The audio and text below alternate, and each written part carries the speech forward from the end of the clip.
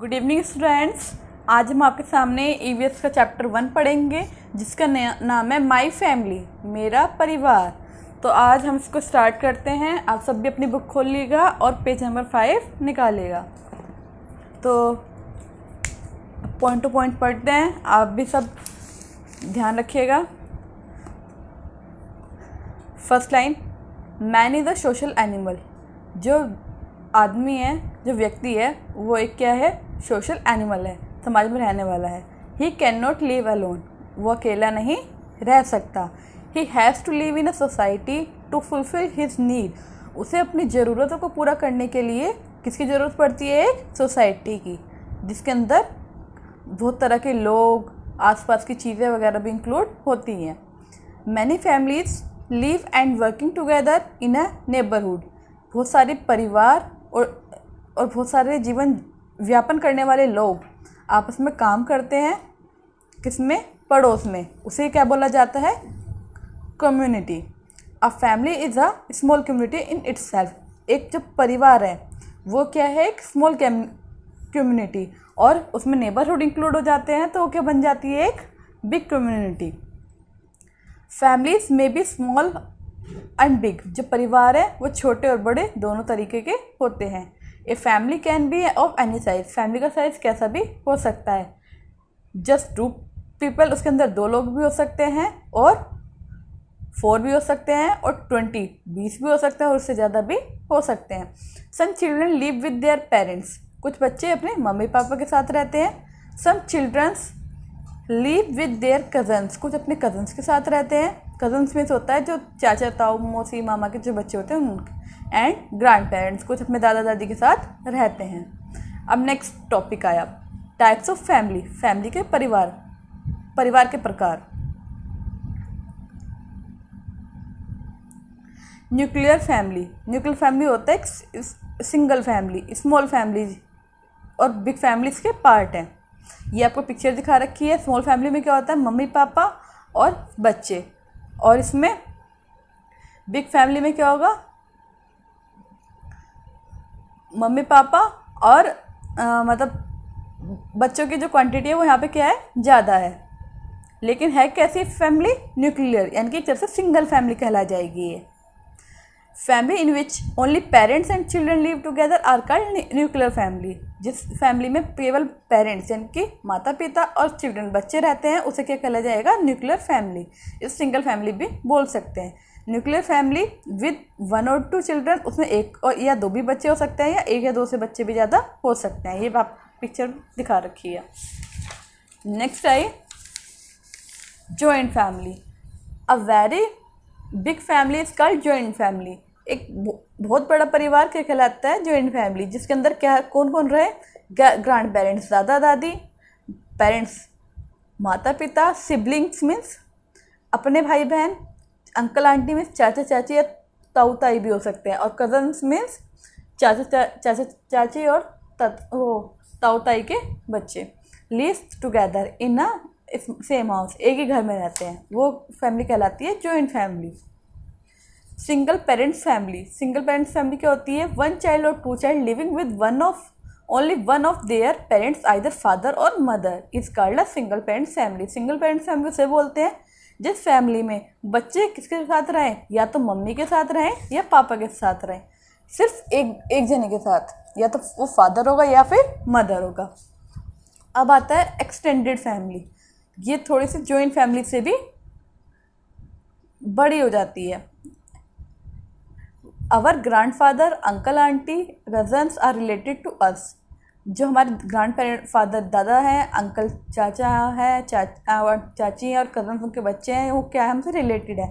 In a joint family में they live with अस, वो हमारे साथ रहते हैं। In nuclear family they do not live with us, और न्यूक्लियर फैमिली में वो हमारे साथ नहीं रहते हैं। But when they do not live with us and stay in some other city और some other country, it is called extended family. लेकिन वो जब वो हमारे साथ नहीं रहते, या तो अदर सिटी में रहते हैं, या अदर कंट्री या दूसरे देश में रहते हैं, कोई भी हो सकता है, दूसरा शहर या दूसरा देश, तो उन्हें क्या कहलाएंगे हम? Extended family. इसमें हमारी पूरी फैमिली आ जाती है, चाचा की फैमिली, ताऊ की फैमिली, जो हमारे साथ नहीं रहती है।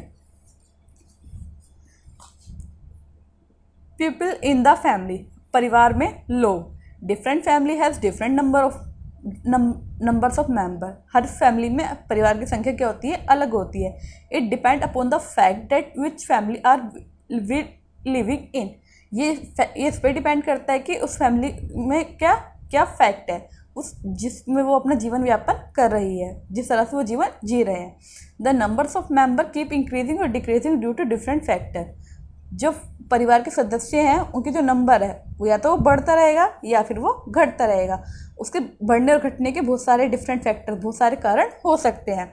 If there is the marriage in the family, यदि किसी घर में किसी की शादी होती है तो क्या होता है, the number of member increases. घर में जो सदस्य है वो बढ़ जाता है. Birth of the child also increases the family. या फिर किसी का जन्म होता है तो क्या होता है, उसमें भी क्या होता है, फैमिली का मेंबर बढ़ जाता है. The number of family member decrease if someone shift in another place और कंट्री. लेकिन क्या होता है, ये नंबर कब डिक्रीज होते हैं, जब फैमिली का कोई मेंबर किसी अन्य कारण से दूसरी जगह में शिफ्ट हो जाता है. तो इससे हमें पता चला कि जो फैमिली के मेंबर्स हैं वो घटते बढ़ते रहते हैं, इंक्रीज और डिक्रीज होते रहते हैं. अब आते हैं नेक्स्ट पेज पर, page number 7. All relative do not live in the same house. सारे रिश्तेदार एक साथ घर में नहीं रहते. They meet each other on special days और ओकेजन. वो कब मिलते हैं, किसी स्पेशल दिन पर और ओकेजन पर. या तो कोई विशेष त्यौहार होगा या फिर कोई भी चीज़ हो सकती है, बर्थडे हो सकता है, मैरिज हो सकती है, फेस्टिवल, किसी का जन्मदिन हो सकता है, शादी या फिर कोई त्यौहार. ये पिक्चर दिखा रखी है आपको. Interaction between the family members strength the bonding between them. Interaction मतलब आपस में लगाव. फैमिली मेम्बर्स का जितना अच्छा आपस में लगाव होगा उनकी बॉन्डिंग उतनी ही स्ट्रॉन्ग होगी, वो उतना ही घुल मिल कर रह सकेंगे. अब आता है फैमिली कस्टम, यानी कि परिवार के रीति रिवाज, तौर तरीके उनके जीने के.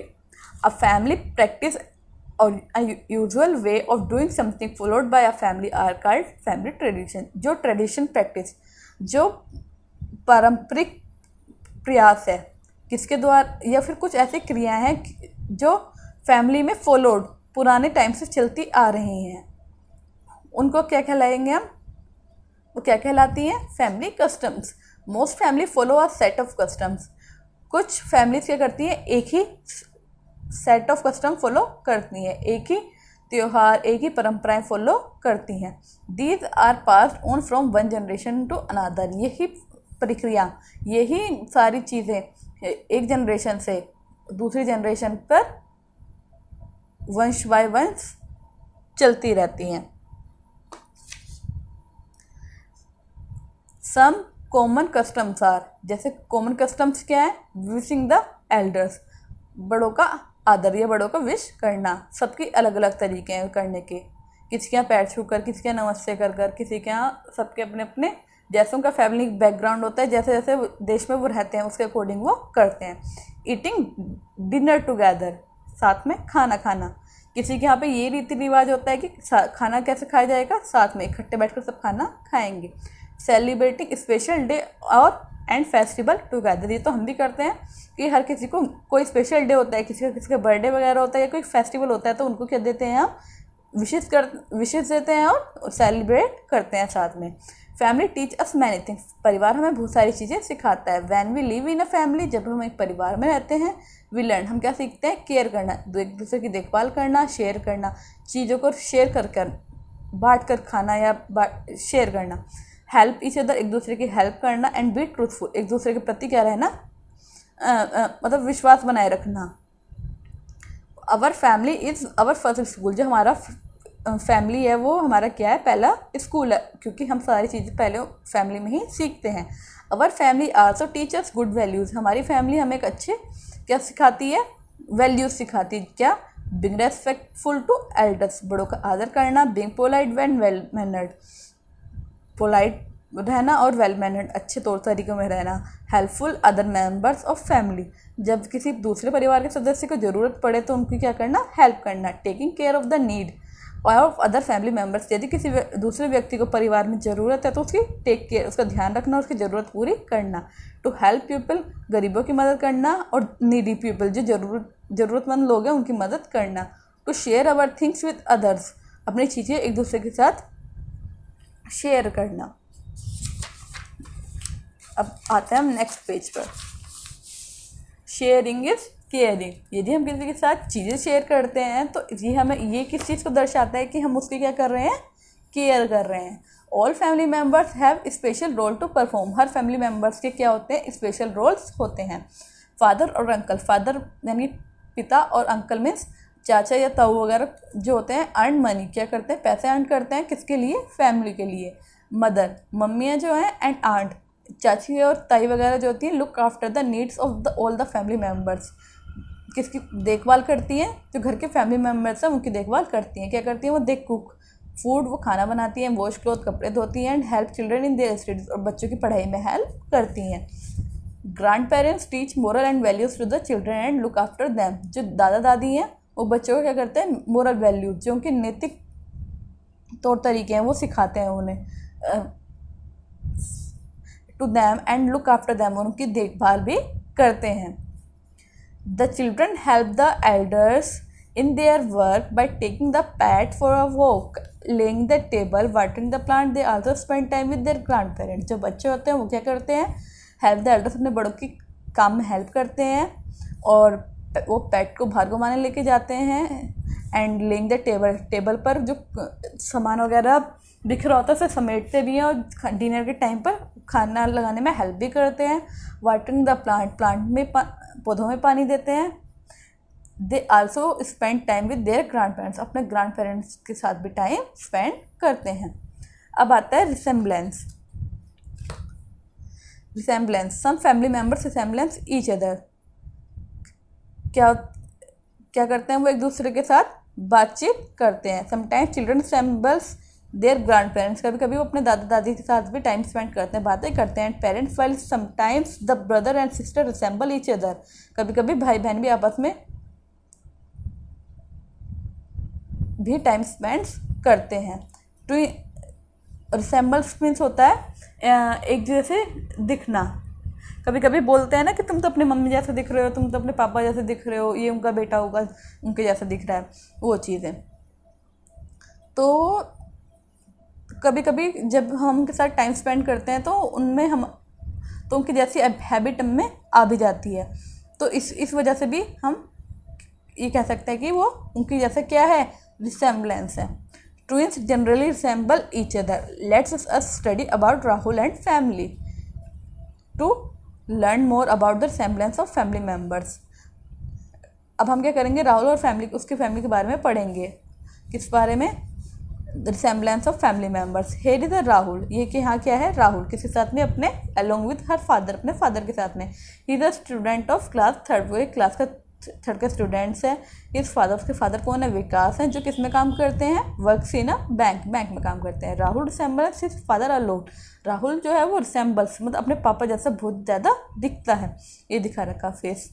If both are saying together anybody can easily tell that Rahul is the son of Vikas, यदि कोई दो व्यक्ति आपस में एक जैसे दिखते हैं उनका फेस, तो ईजिली दूसरा बंदा भी, दूसरा इंसान भी आसानी से पहचान लेता है कि हाँ तुम उनके बेटे हो। Rahul and his father have curly hair, Rahul और उसके पापा के हेयर कैसे हैं, कर्ली, दोनों के कर्ली हेयर्स हैं। Both have a sharp nose, दोनों की शार्प नोज है। Look at Rahul eyes, Rahul के आइज देखो, and they are they not a carbon copy of his father eyes, क्या तुम इस पिक्चर को देख के ये नहीं कह सकते कि वो अपने पापा की क्या है, कार्बन कॉपी है। You can clearly see the both of them have brown eyes, तुम देख सकते हो इन दोनों की क्या आया है, ब्राउन आइज है। तो इन सारे इतने फीचर से हम कह सकते हैं कि वो क्या है, आपस में एक दूसरे के रिसेम्बलेंस हैं। You have just learn about the similarities between Rahul and father, यहाँ पे आपने क्या देखा, राहुल एंड फैमिली के अंदर कि राहुल और जिसके फादर हैं उनकी सिमिलैरिटीज़ को आपने देखा। But this is not at all, लेकिन ये क्या है, काफ़ी, यही काफ़ी नहीं है। Even their physical features can match, उनके फिजिकल फीचर्स भी क्या करते हैं, काफ़ी मैच करते हैं। मतलब शारीरिक जो उनका संरचना है, ढंग जो है वो क्या है, कदकाठी दोनों की एक सी है। वैन राहुल ग्रोज अप, यानी कि हम कह सकते हैं कि जब राहुल क्या होगा, बड़ा होगा, एंड बिकम एन एडल्ट, जब वो एक युवक बनेगा, he can also have similar health, उसकी जो हेल्थ और उसकी जो हाइट होगी उसकी पापा जैसी होगी, और वो हुबहू शायद थोड़ा सा अपने पापा जैसा ही दिखे। It is not only the physical features, कि खाली शारीरिक फीचर्स की बात नहीं है, they that my much along the family members, some individual qualities also pass from generation to generation. ये इसका जो कारण है वो खाली फिजिकल फीचर्स नहीं है, ये सिर्फ किस वजह से भी हो सकता है कि जो जनरेशन टू जनरेशन चीज़ें क्या होती रहती हैं, एक दूसरे को पास होती रहती हैं, जिससे जो क्वालिटीज़ है वो क्या होती हैं, आपस में मैच होती है। इस फीचर्स को हम क्या कहते हैं, हेरिडेटरी फीचर्स कहते हैं, जिससे हमें क्या कौन सी क्वालिटीज़ आती है, रिसेम्बलेंस की। आया आपको समझ? तो आप इसमें ये जॉइंट फैमिली और बिग फैमिली की क्या बनाएंगे, इमेजेस बनाएंगे। एंड फिर उसके बाद मैं आपको ये एक्सरसाइज कराऊंगी या करेंगे। Okay children, bye bye, take care.